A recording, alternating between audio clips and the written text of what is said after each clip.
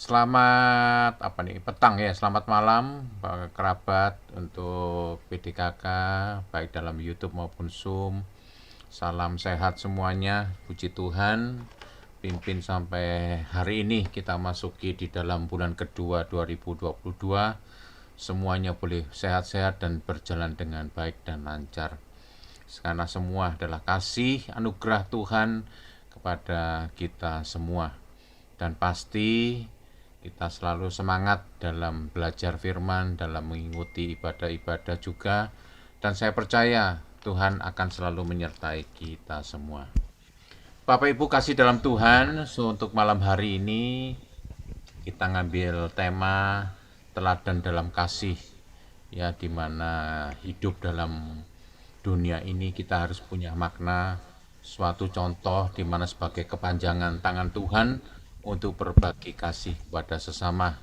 Nah, nanti Ibu Devi Joana akan lebih Ibu Joana akan membabarkan mungkin ya, akan lebih dalam lagi untuk kita belajar dalam firman malam hari ini. Ya, baik Bapak Ibu, mari kita sambut, kita masuki dalam puji-pujian dan kita persiapkan hati kita untuk kita menyambut dalam firman. Mari Ibu Lina untuk pimpin pujian untuk sore hari ini. Ya, terima kasih Pak Mul. Shalom, selamat malam Bapak Ibu, boleh lambaikan tangan, kita memberikan salam sehat, sejahtera, damai sukacita, kita boleh berkumpul pada malam hari ini. Ya, malam yang spesial di bulan Februari, bulan yang penuh dengan kasih sukacita, dan kita pada malam hari ini akan membawakan puji-pujian dan juga syukur kita ke hadapan Tuhan. Dengan segala puji syukur kita mau naikkan puji-pujian ini. Bersama-sama kita mau nyanyikan segala puji syukur Tuhan hanya bagimu.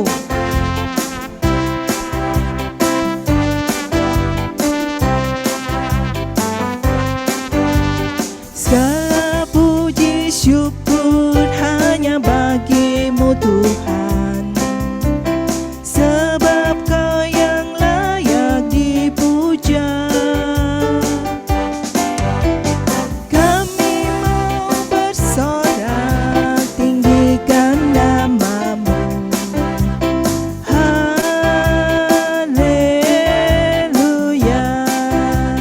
Kita mau katakan segala puji syukur hanya bagimu Tuhan, sebab Kau yang layak dipuja. Kami mau bersorak tinggikan namamu. Haleluya, semuanya sorak haleluya. Soraklah haleluya, soraklah haleluya, haleluya, sorak haleluya, soraklah haleluya, soraklah haleluya, haleluya, haleluya.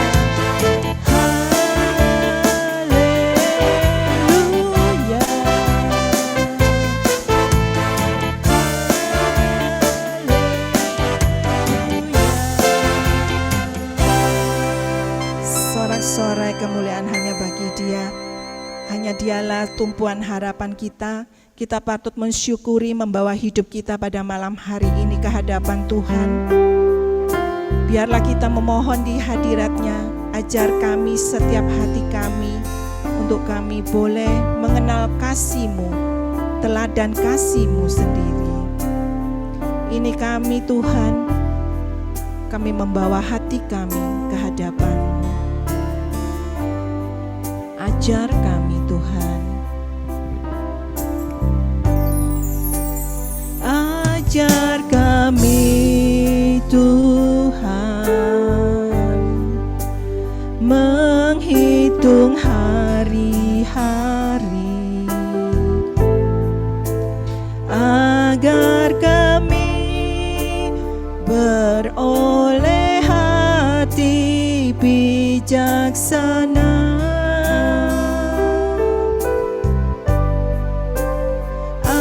Ajar kami Bapa, hidup dalam jalan-Mu,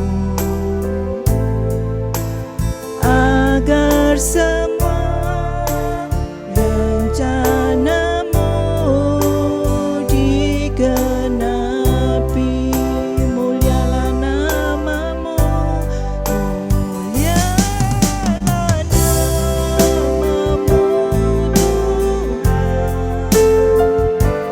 dan ajaib jalan-Mu. Pimpin kami di setiap waktu. Besar setiamu Tuhan, agunglah karya-Mu. Yesus, kami bersyukur padamu. Dengan segenap hati kita mau katakan kepada Tuhan, ajar kami Tuhan menghitung hari-hari, agar kami beroleh hati bijaksana.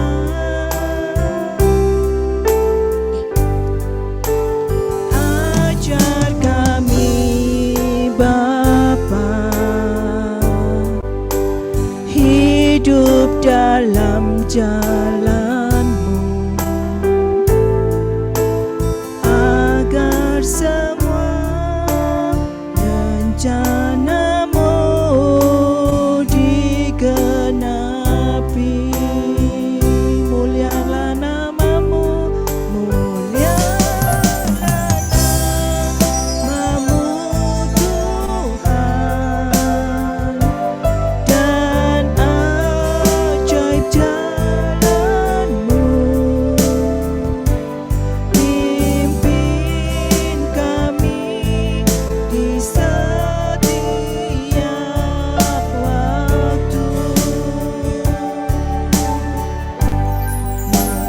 Mulialah nama-Mu Tuhan, agunglah karya-Mu. Yesus, kami bersyukur padamu.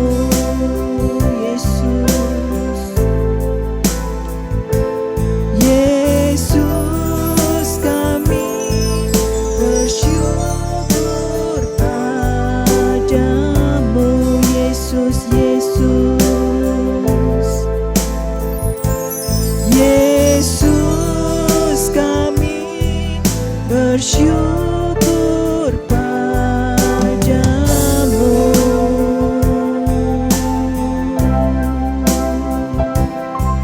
Terima kasih Tuhan untuk kasih setia-Mu, untuk pertolongan-Mu. Terima kasih Yesus, Kau sungguh baik di dalam hidup kami. Haleluya, terpujilah nama-Mu. Terima kasih Tuhan, terima kasih.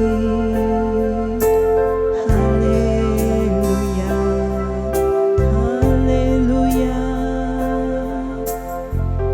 haleluya.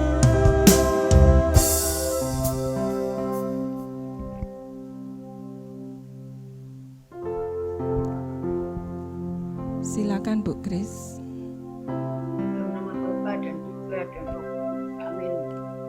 Bapa di surga, kami bersyukur dan terima kasih mempunyai Allah seperti Engkau.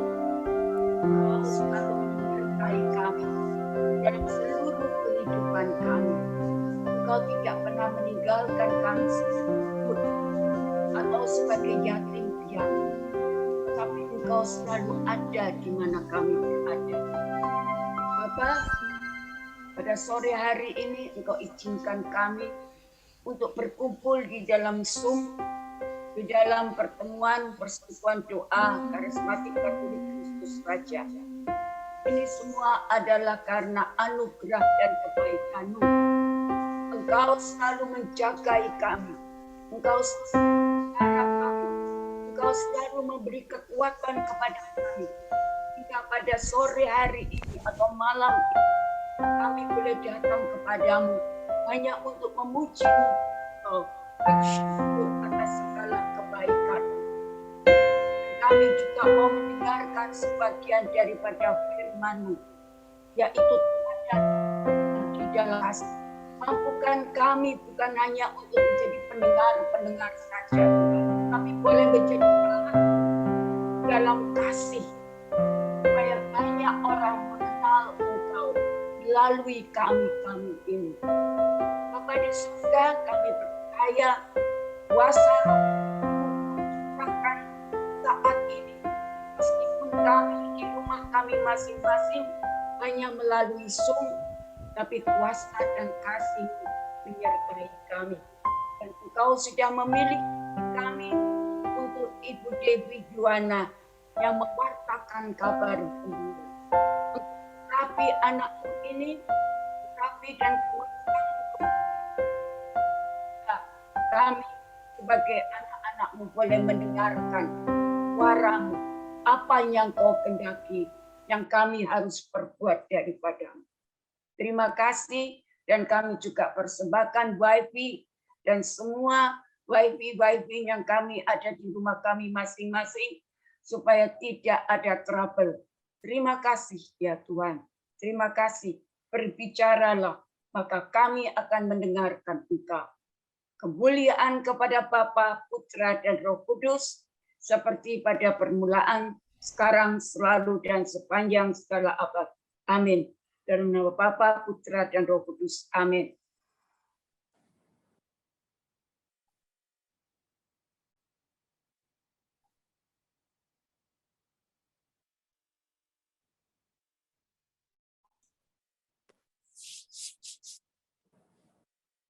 Sudah ya? Sudah. Mulai. Yuk. Tidak ada penyembahan lagi, tidak ada. Yuk. Langsung firman. Ya, langsung firman, Bu. Langsung deh firman. Oke, selamat malam semuanya. Bapak Ibu yang masih di off cam, tolong dong, saya kan nggak kenal, saya pengen tahu wajahnya sehingga saya tahu harus berbicara bagaimana. Karena saya pengen tahu kira-kira umurnya berapa. Ibu Foni mungkin, Ibu Berta sama Ibu Ratna, apakah ada di tempat? Tidak ada sepertinya. Baik.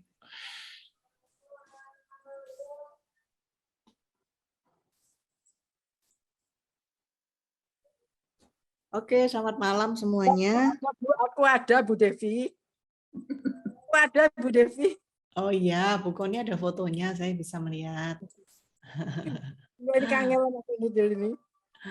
Oke, saya mulai ya. Baik, tema pada malam hari ini adalah teladan kasih yang diambil dari Lukas 10, 25 sampai dengan 37. Saya percaya Anda semua udah tahu tentang apa orang Samaria yang baik hati. Perlu dibaca nggak ya?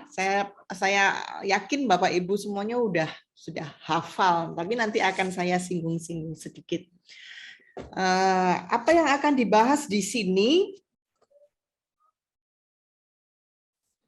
Ya, di ayat ini, di perikop ini, di awal kita akan berbicara mengenai mengasihi Tuhan dan mengasihi sesama. Supaya enak saya baca aja ya, di Lukas 10, 25 sampai dengan 37.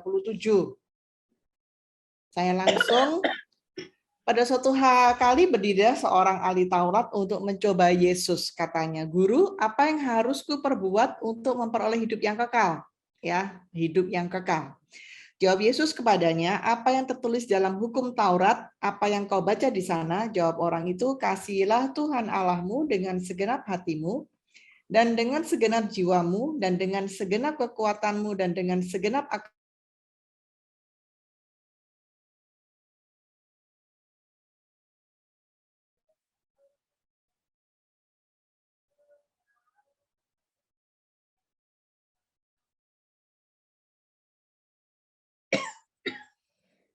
Ini pertanyaan yang menggelitik.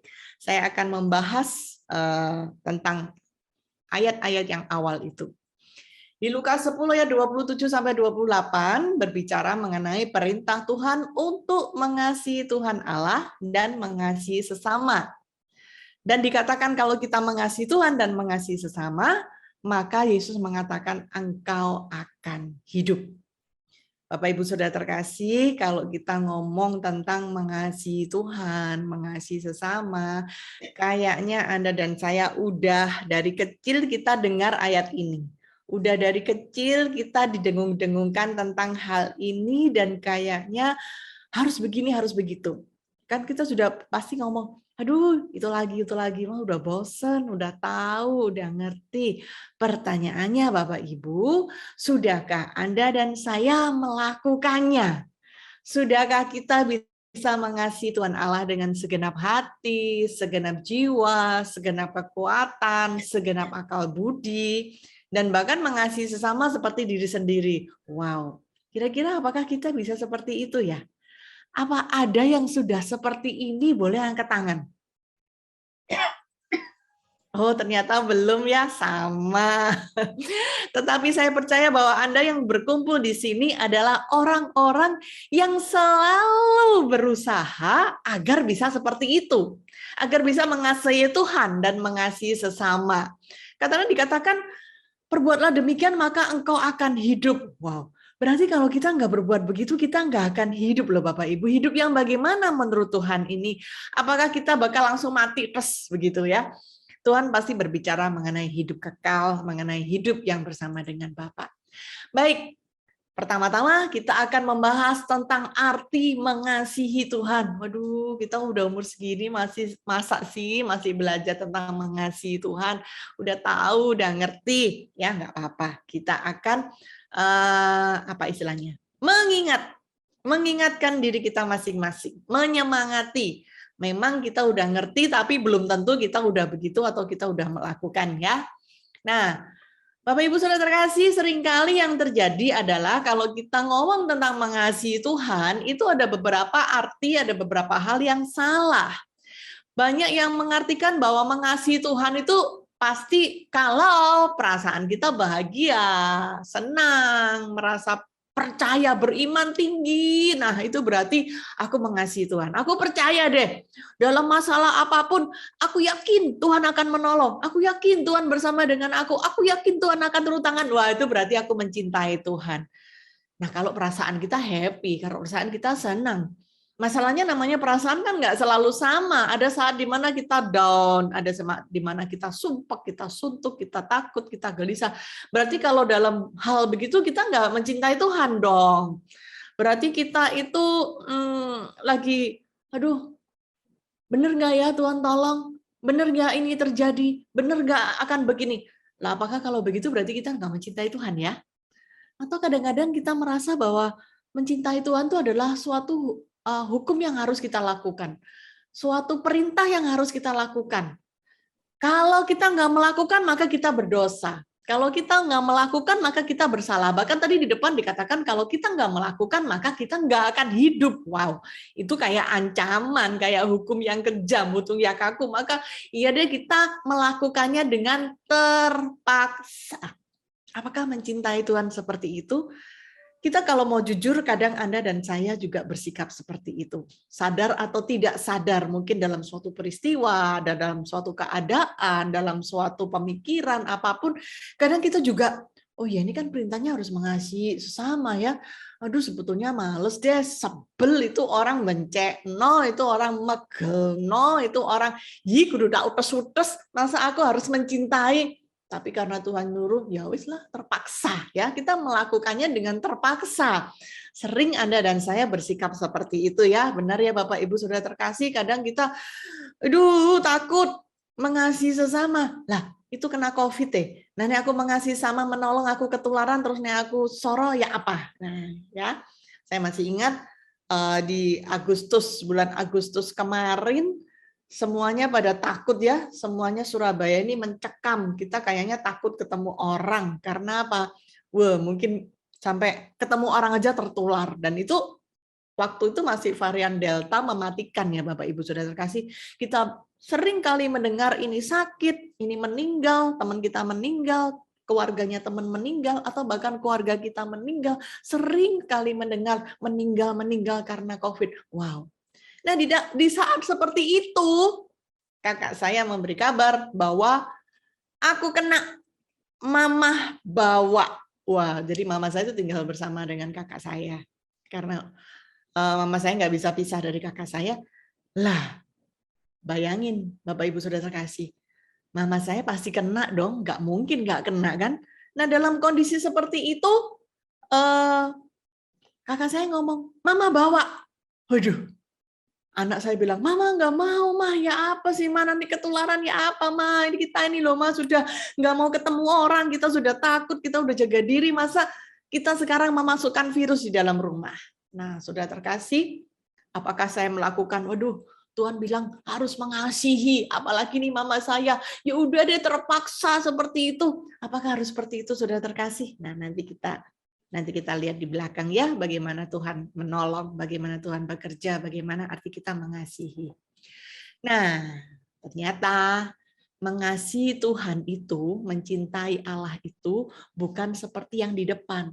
Tetapi mencintai Tuhan itu adalah relasi pribadi.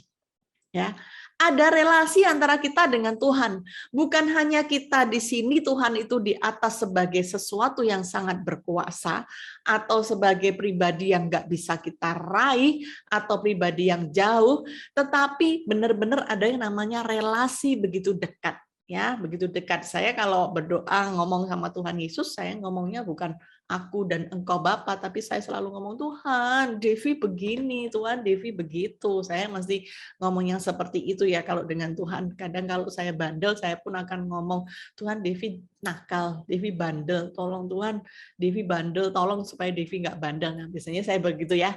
Nah, mencintai Tuhan itu juga penuh komitmen atau keputusan bahwa kita memutuskan aku mau mencintai Tuhan. Itu adalah suatu komitmen yang namanya keputusan, bukan berdasarkan perasaan.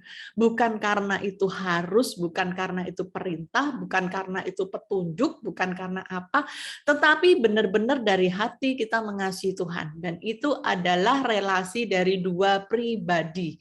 Dekat, sangat dekat, relasi dua pribadi, bukan hanya saling kenal atau saling tahu, tapi benar-benar saling dekat, relasi pribadi dan sangat dekat. Itu adalah arti kalau kita mencintai Allah. Kita harus memutuskan, aku mau mencintai Tuhan. Berarti nggak berdasarkan keadaan, nggak berdasarkan perasaan, nggak berdasarkan kita sedang bermasalah atau tidak, tetapi dalam keadaan apapun, cinta itu nggak bisa hilang, cinta itu nggak bisa berubah, relasi itu tetap ada apapun keadaan kita. Ya, tadi dikatakan bahwa kita mengasihi Tuhan Allah dengan segenap hati. Waduh Bapak Ibu, kalau kita ngomong tentang hati kita nih yang segini, kadang-kadang hati kita kayaknya begini, oh sudah aku bagi-bagi. Ini untuk anakku, ini untuk keluargaku, ini untuk orang tuaku, ini untuk apa? Hobiku, ini untuk uang, ini untuk apa. Jadi kayaknya hati ini terbagi-bagi, udah nggak ada lagi bagian Tuhan ya. Tuhan kan maha tahu, Tuhan kan maha baik, Tuhan maha mengerti. Ya Tuhan, engkau tahu isi hatiku lah, engkau tahulah Tuhan apa yang aku perlukan. Nah, Saudara terkasih, mari kita belajar bagaimana sih namanya mencintai Tuhan dengan segenap hati.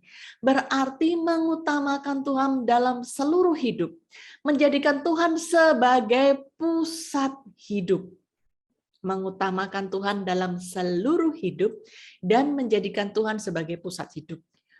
kita pasti ngomong ini nggak bisa langsung instan, ini butuh proses ya.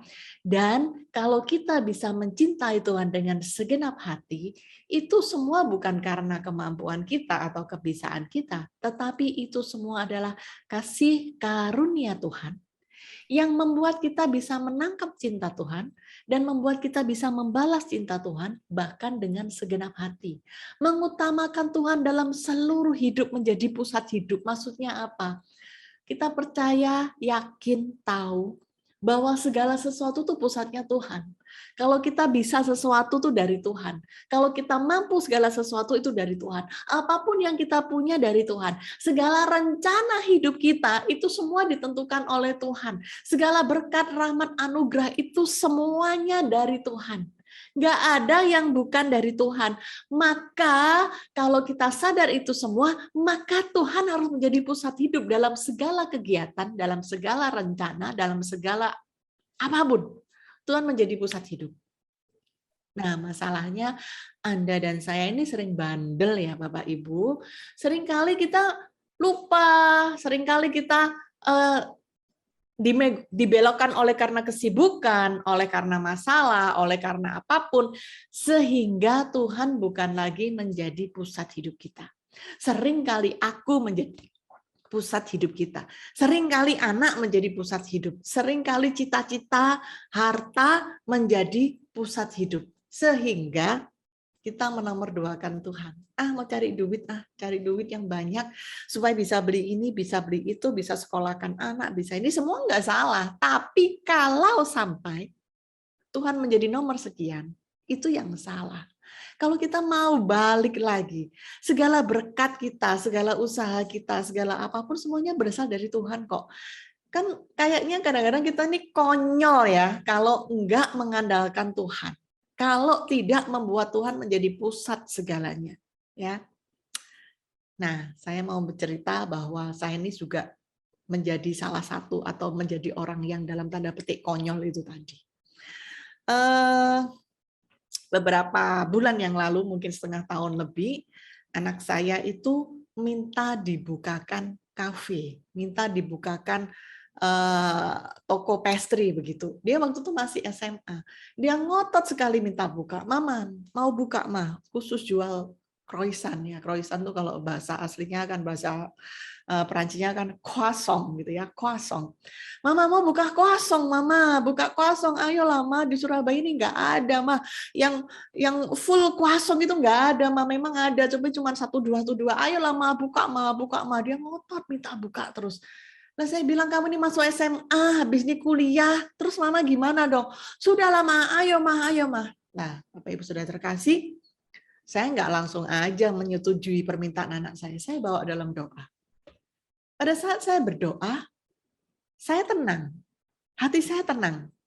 Nggak ada keraguan-raguan, nggak ada apa, saya tenang. Karena saya tenang, saya bertanya sama Tuhan dan tenang, maka saya bilang sama dia, oke, kita buka. Yuk kita cari tempat. Lah kayaknya semuanya tuh kayak dibukakan jalan gitu loh. Cari tempat tuh cuma 1-2 hari langsung dapat, 3-4 hari langsung deal, dan langsung kita persiapan segala sesuatu dalam 1 bulan itu buka. Nah, kebandelan seorang Devi dimulai pada saat sibuk-sibuknya dalam 1 bulan mempersiapkan segala sesuatu, nyiapin dekor, memperbaiki, renovasi, meja, dan sebagainya, sistem, menyiapin tenaga kerja, training, dan sebagainya itu semua dilakukan dalam 1 bulan. Bisa dibayangkan betapa sibuknya, dan di situ yang namanya Devi lupa mengandalkan Tuhan. Waduh, sibuk capek tidur. Sibuk capek tidur. Waduh, kalang kabut semuanya sibuk. Nah, saudara terkasih, pada saat buka, Tuhan baru ingatkan saya. Buka rame sekali. Waduh, bulan pertama itu rame, sibuk. Waduh. Kayaknya mau istirahat aja nggak bisa. Jadi saya bisa-bisa jam 5:30 itu sudah tidur. Kadang-kadang 6:30 sudah tidur. Saya nggak kuat begitu ya. Nah, Tuhan ingatkan saya di bulan ke berapa ya? 1, 2, bulan kedua. Ya, bulan kedua, bulan ketiga. Sepi, saudara. Turun. Waduh, saya langsung ingat. Tuhan itu tegur saya. Kamu ya, kalau enak, kalau sibuk, lupa. Ya, sekarang tahu kan sepi. Aduh, saya tuh jadi waktu pagi-pagi jam 3:30 itu saya nyiapin itu, saya setel lagu tuh selalu yang saya setel. Ampuni semua kesombonganku, ampuni semua kedagingan. Waduh, saya putar tuh sambil nangis. Ya Tuhan, minta maaf Tuhan. Sambil masak itu saya sambil, ya Tuhan, ampun Tuhan, berkati Tuhan, ampun Tuhan. Nah, sudah terkasih, puji Tuhan, sekarang mulai menikmati hasilnya. Saya selalu ngomong sama anak saya, kita kurang berdoa, nak. Kita kurang berdoa. Kita sulit mengandalkan diri kita sendiri. Ayo datang kepada Tuhan. Ayo datang kepada Tuhan. Ngomong tok, tapi mamanya juga langsung tidur, kecapean tidur. Ya, puji Tuhan, Tuhan udah jewer yang namanya seorang Devi untuk kembali. Ya.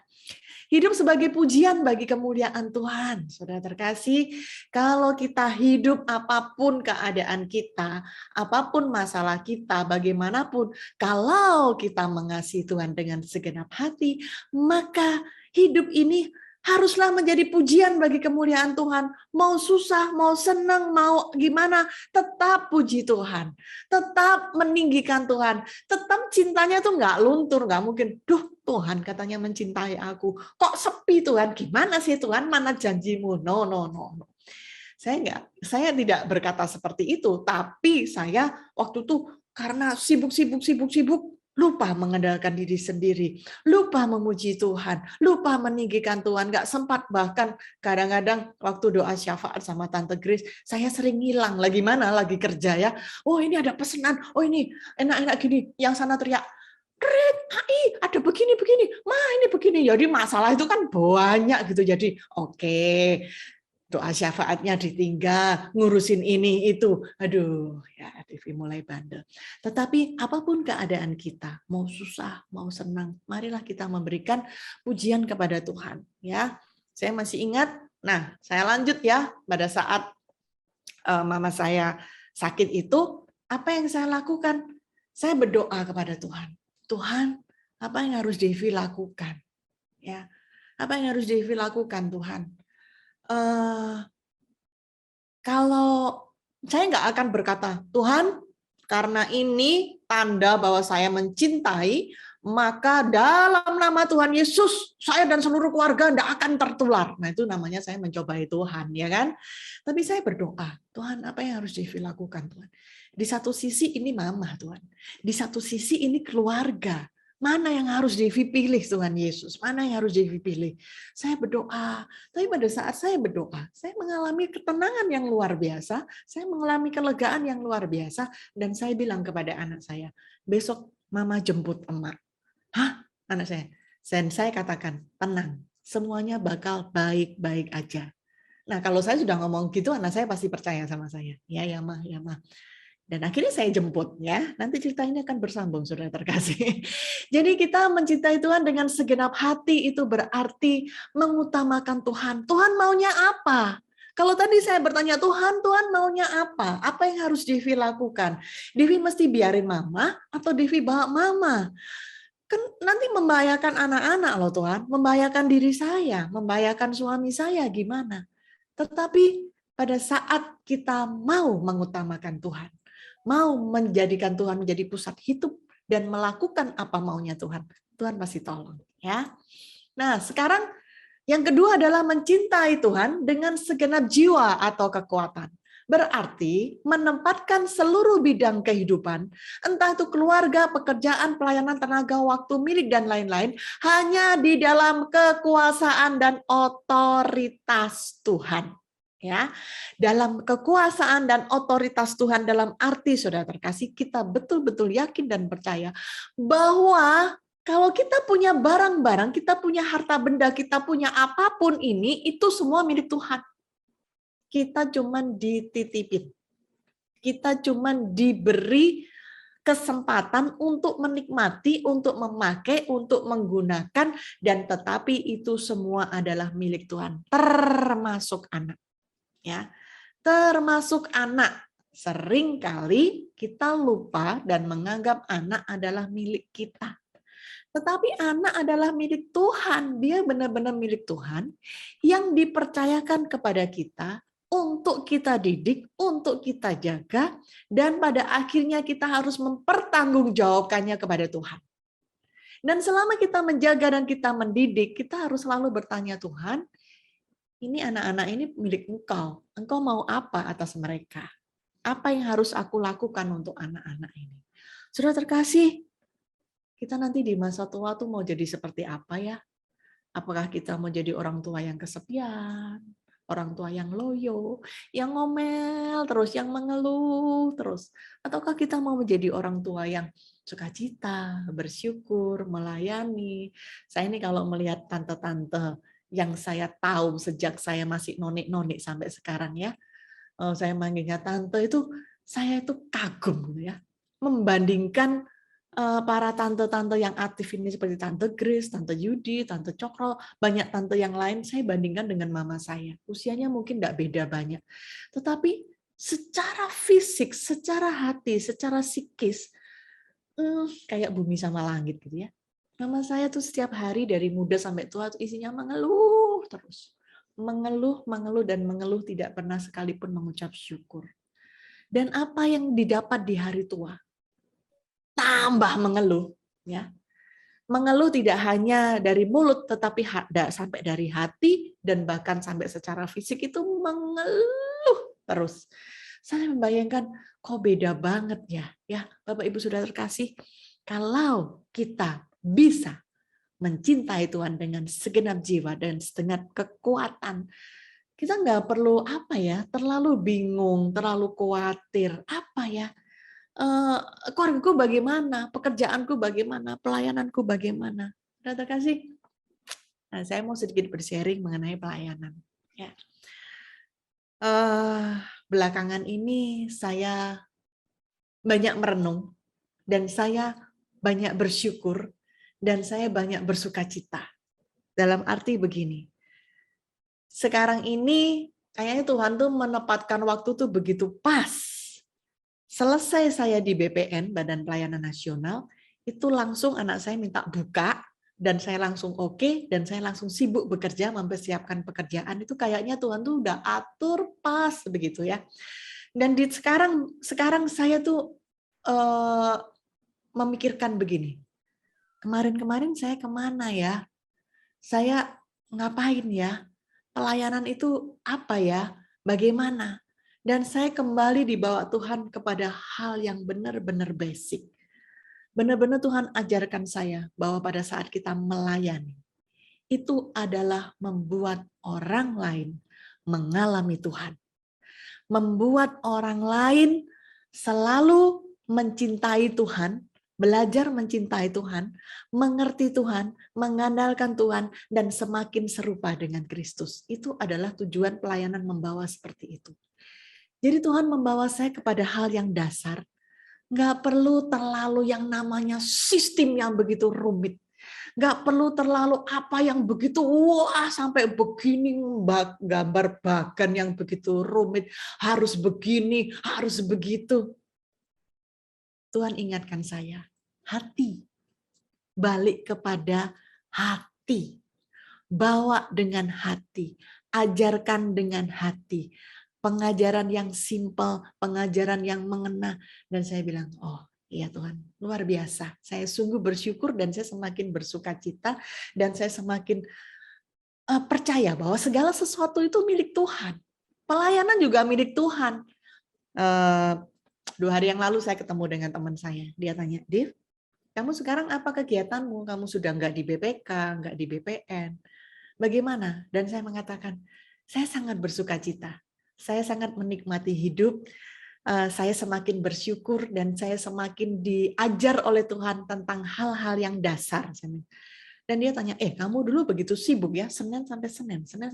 Sekarang apakah kamu tidak ada merasa sesuatu yang hilang? Saya bilang, tidak. Bohong kamu. Kok bisa? Oh, saya sekarang sangat bersukacita. Saya sangat bersyukur. Saya sangat senang sekali, karena saya benar-benar diajar oleh Tuhan balik kepada hal yang dasar. Saya kembali melihat hal-hal yang sederhana, hal-hal yang indah, dan itu saya belajar kembali dari awal, dan saya sangat bersyukur. Terus orang ini mengatakan, kamu sekarang berubah banget ya. Dan saya bilang, saya sangat happy sekarang, saya sangat bersyukur. Ya saudara terkasih, bahwa marilah kita memberikan apa itu semua, keluarga, pekerjaan, pelayanan, tenaga, waktu, itu semua adalah milik Tuhan.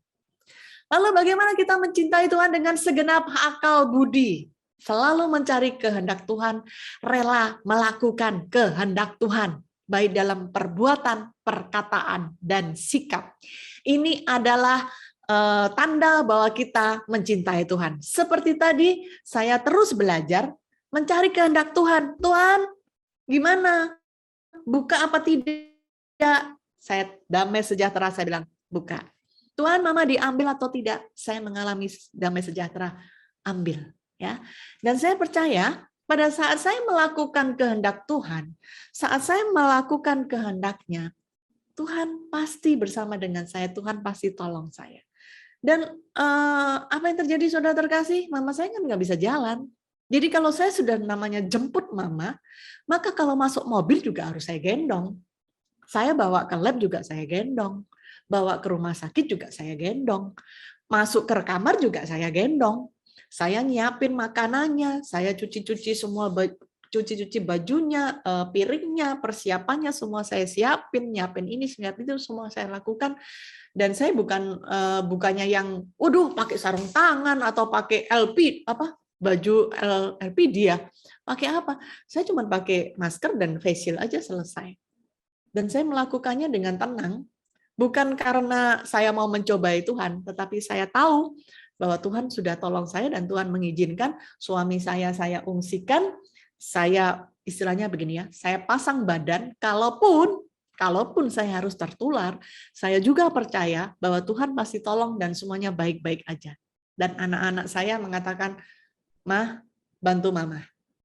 Loh, saya suruh ngungsi dengan papanya, mereka bilang, "Enggak, bantuin mama. Mama pasti enggak akan mampu, enggak akan bisa ngurus rumah, karena pembantu saya juga kena, mama dengan susternya kena, sopir saya kena, semuanya kena. Mama enggak akan kuat, enggak akan sanggup." Maka anak-anak menemani saya, dan puji Tuhan, kita semuanya tidak tertular, ya, sampai semuanya sembuh, pembantu saya sembuh, susternya sembuh, mama saya sembuh, semuanya kami juga tidak tertular. Puji Tuhan, saya bilang Tuhan luar biasa, ya. Nah, sekarang kita berbicara mengenai mengasihi sesama. Kalau ditanya siapa sih sesama kita, kalau kita lanjutkan ya di ayat yang ini, Tuhan Yesus memberikan perumpamaan tentang orang Samaria.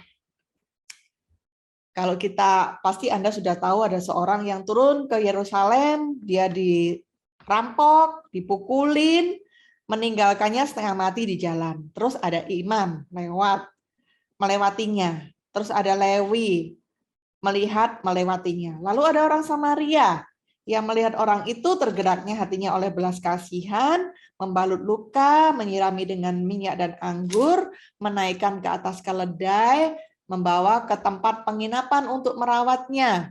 Dan bahkan dia menyerahkan 2 dinar kepada pemilik penginapan, katanya rawatlah dia, dan jika kau kebelanjakan lebih dari ini, aku akan menggantikannya waktu aku kembali.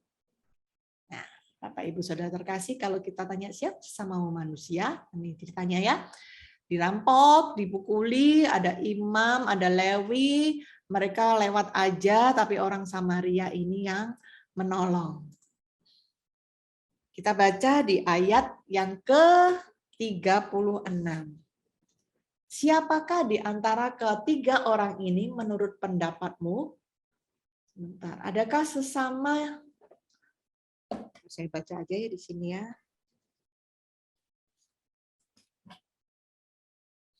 Siapakah di antara ketiga orang ini menurut pendapatmu adalah sesama manusia dari orang yang jatuh ke tangan penyamun itu? Jawab orang itu, orang yang telah menunjukkan belas kasihan kepadanya. Kata Yesus kepadanya, pergilah dan perbuatlah demikian. Bapak Ibu Saudara terkasih, siapakah sesama kita? Nah, Sekarang kita lihat nih orang Lewi dan imam. Yang namanya orang Lewi itu orang yang hidupnya melayani Tuhan. Melakukan pekerjaan untuk Tuhan, ngerawat ngerawat tempat ibadah lah. Bahkan yang namanya imam itu mereka nggak harus bekerja karena dibiayai, karena benar-benar mereka bekerja untuk Tuhan. Tetapi prakteknya Bapak Ibu Saudara terkasih, banyak dari mereka itu yang hanya melakukan perkataan manusia, hanya suatu aktivitas, ya saya katakan aktivitas, kegiatan. Karena apa? Mungkin dia nggak mau menolong orang ini, katanya najis, nggak usah lah apa. Saudara terkasih, orang Lewi, orang imam yang katanya pelayan Tuhan, yang katanya hidup untuk Tuhan, yang katanya melakukan pekerjaan untuk Tuhan, tetapi dalam prakteknya adalah demikian. Saudara terkasih, pernah nggak sih Anda dan saya kita menjadi orang Lewi dan imam? Pasti kita pernah ya, nggak mungkin lah kita nggak pernah, pasti kita pernah. Bahkan kadang-kadang kita yang orang pelayanan, kita yang orang, waduh kalau nyanyi haleluya tangannya diangkat, yang kalau kita nyembah itu, begitu holy, begitu kudus ya, malaikat lewat aja minder membuat kita kalau kita nyanyi begini ya. Tapi kadang-kadang itu juga bisa bersikap seperti orang Lewi dan imam, di mana kita melihat orang yang susah, kita pura-pura nggak tahu.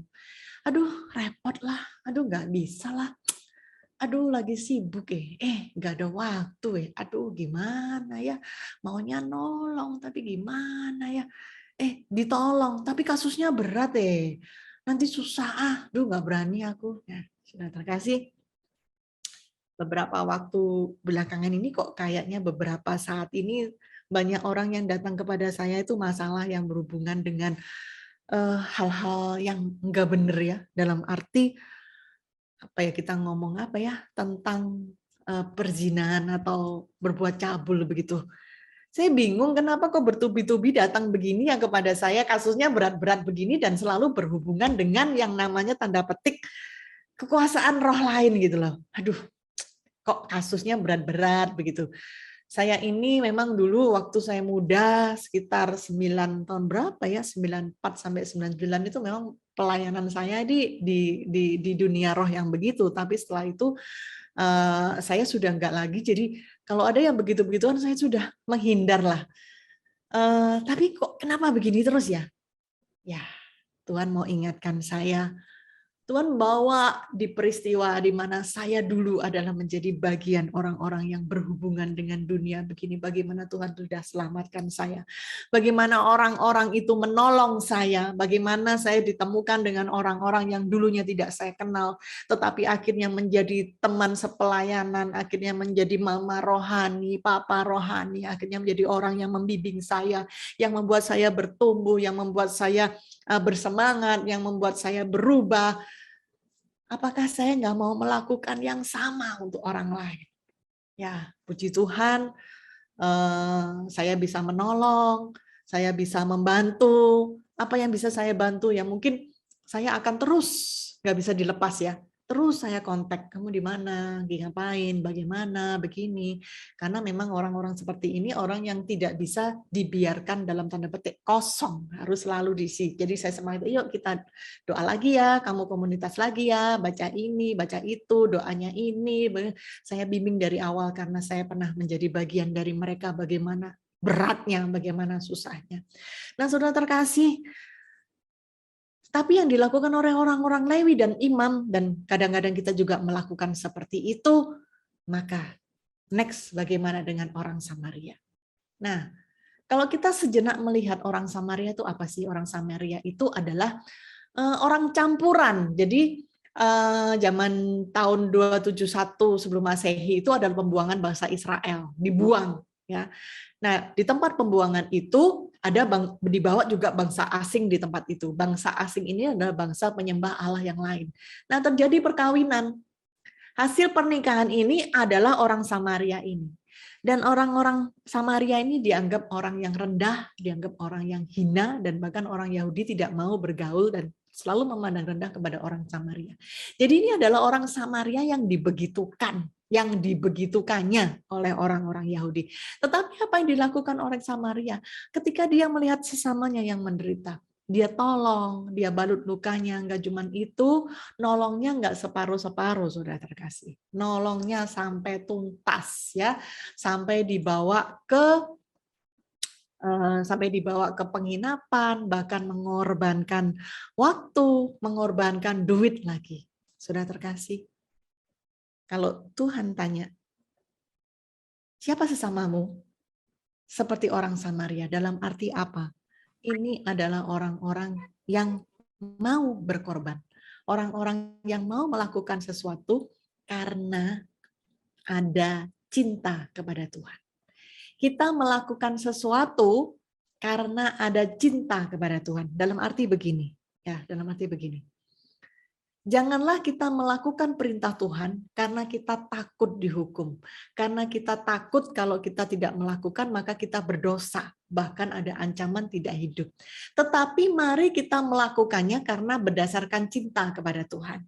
Saya kasih contoh anak-anak saya ya. Waktu mereka masih kecil, mereka berantem.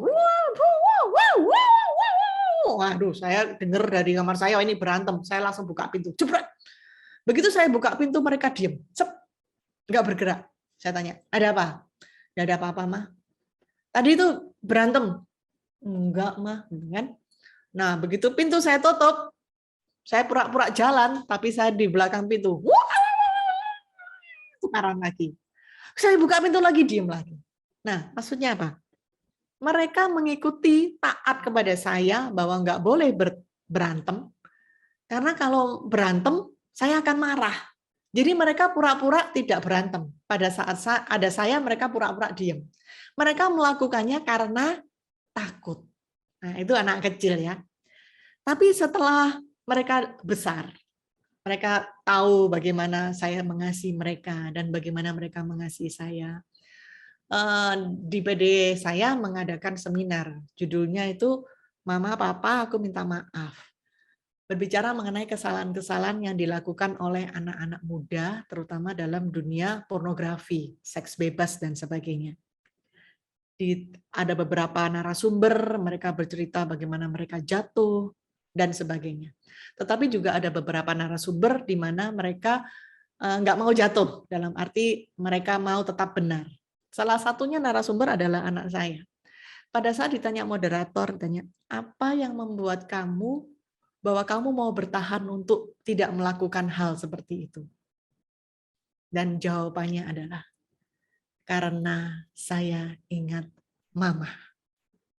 Karena kalau saya melakukan, saya akan membuat Mama sedih. Dan bagaimana hancurnya Mama. Sudah terkasih? Marilah pada saat Anda dan saya melakukan sesuatu, kita punya jawaban sama seperti anak saya itu karena ingat Mama. Kita mau memberikan jawaban karena saya ingat Tuhan. Karena saya mencintai Tuhan. Dan karena saya mencintai Tuhan, saya nggak mau membuat Tuhan itu sedih karena perbuatan saya. Pada saat kita mencintai Tuhan, itu akan nampak dalam apapun yang kita lakukan. Dan siapa yang melihat paling dekat? Keluarga kita. Keluarga kita akan melihat paling dekat. Keluarga kita akan tahu bagaimana kita mencintai Tuhan. Keluarga kita akan melihat bagaimana cara kita berpikir, bertindak, berbicara, bersikap, dan Tuhan itu ada di mana. Itu akan sangat bisa dilihat oleh keluarga kita, terutama oleh anak kita. Ya. Oleh anak kita, saudara terkasih, mereka akan melihat panutannya dari siapa? Dari Anda dan saya. Orang di sekitar kita akan melihat panutannya dari siapa? Dari kita. Orang melihat, ini orang yang katanya cinta Tuhan. Orang yang katanya pelayanan.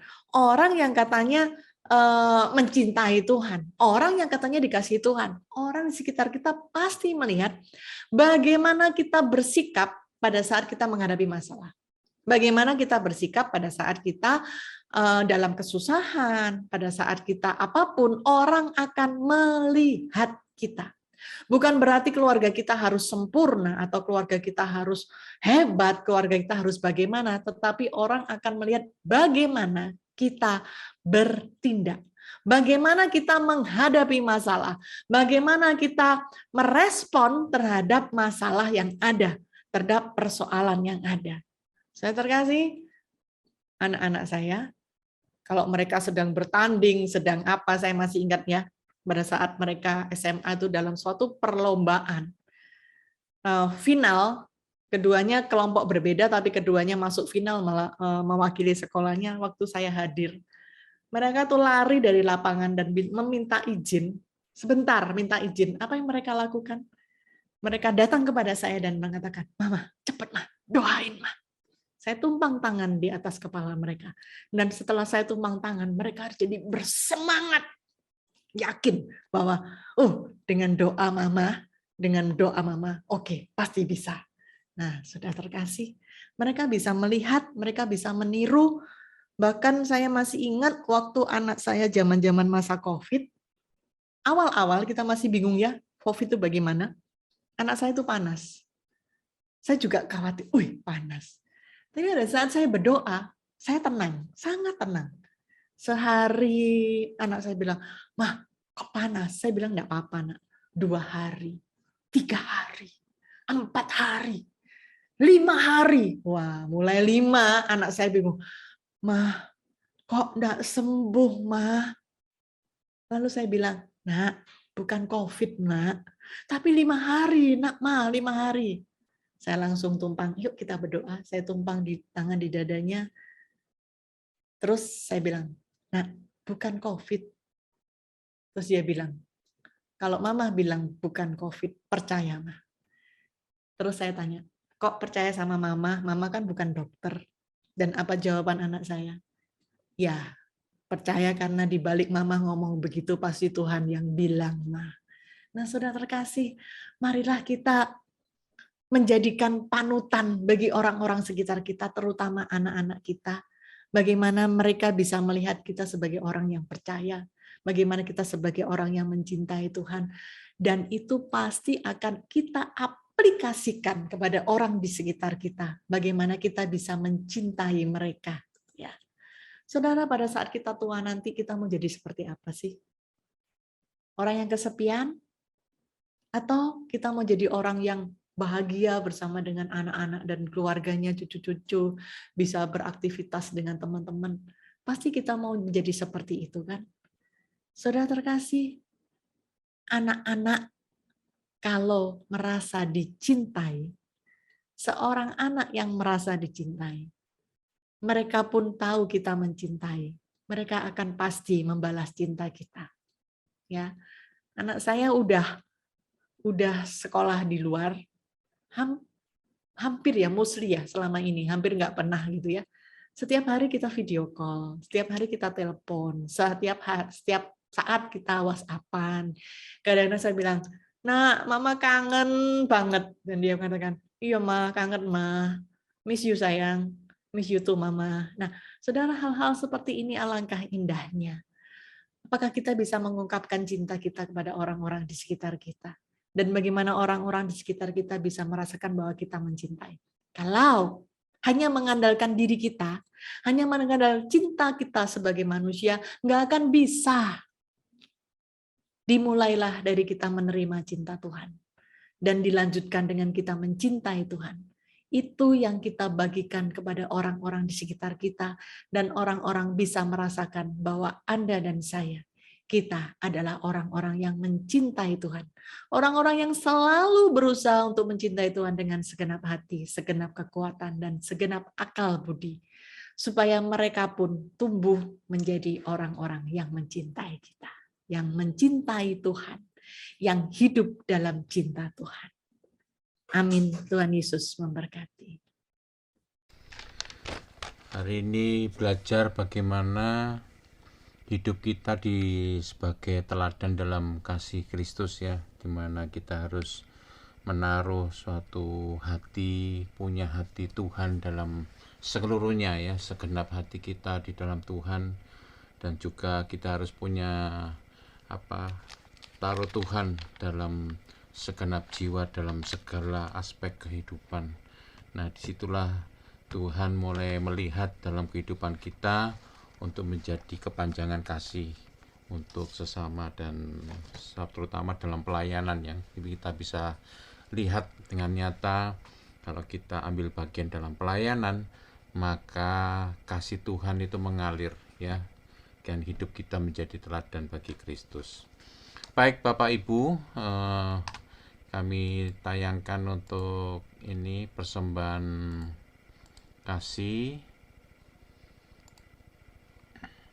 Ya, persembahan kasih di BCA 38805573334 ya, atas nama Willy Harjono. Baik Bapak Ibu, untuk mengakhiri kita masuk dalam satu pujian. Mungkin Bu Lina akan persiapkan dan kita akan tutup dalam doa malam hari ini. Mari kita masuk dalam satu pujian. Amin. Ya, mari Bapak Ibu kita nyanyikan satu pujian kasih.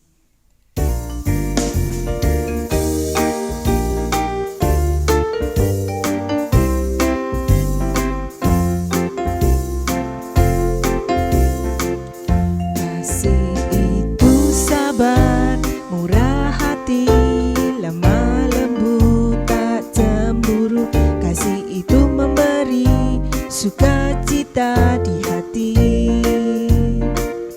Kasih itu mengerti, selalu memberi, tiada mencari lemahnya diri. Kasih itu memberi sukacita di hati. Itu banyaknya cerita tentang kasih-Nya yang sempurna. Marilah kita memberi dunia teladan Kristus di dalam kita. Kasih itu sabar, murah hati, lemah lembut, tak cemburu. Kasih itu memberi sukacita di hati. Kasih itu memberi sukacita di hati.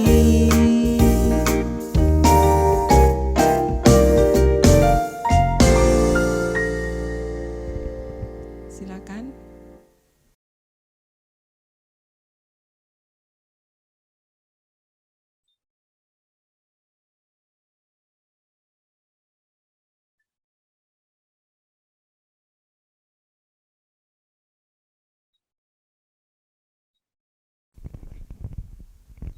Unmute Pak, unmute.